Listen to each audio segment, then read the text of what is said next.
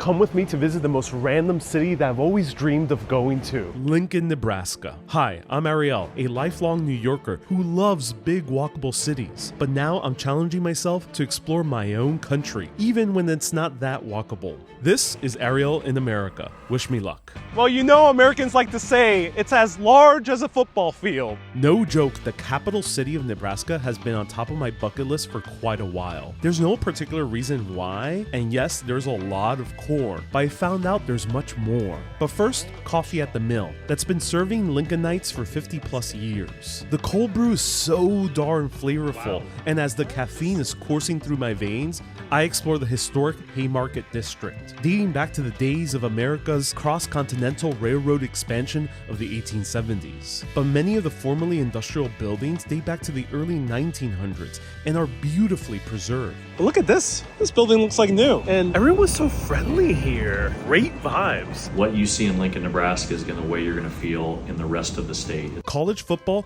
is a big deal for Lincoln, home of the Cornhuskers, and the gigantic Memorial Stadium consistently sells out more than 85,000 tickets, and it turns into the so-called Sea of Red, where fans sport the team color. Go Big Red. This is huge.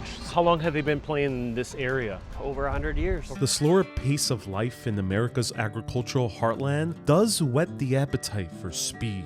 At the Museum of American Speed, you can see the fastest vehicles on Earth. How fast? This one went 500 miles an hour, 400 miles an hour. I've always dreamt of having a speedboat to ride through Lake Como. This is the one I want. Hey, I'll take it to New York City. But there's one building rising from the Nebraskan plains, the state capitol, and it's a work of art. Built between 1922 and 1932, the interior is a showcase of the values that Nebraska holds in high regard. Working the land, community cooperation, and honoring the people who roamed these plains before. To be honest, my expectation for food wasn't high, but then I went to Aragon Tavern to have great, juicy, tender local steak. And oh my, this burger was one of the best I ever had. They even bake their own bread. No wonder the food is great in Lincoln, because of farms like Prairie Pines. I got to sample the freshest dishes made by the top Lincoln chefs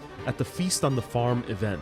To end the journey, I ventured to a women's volleyball game, but I had no idea what I was in for. This is the biggest volleyball tournament in the world. And whoa, sports is a serious affair here, and the energy was just explosive. It's called Nebraska Nice for a reason.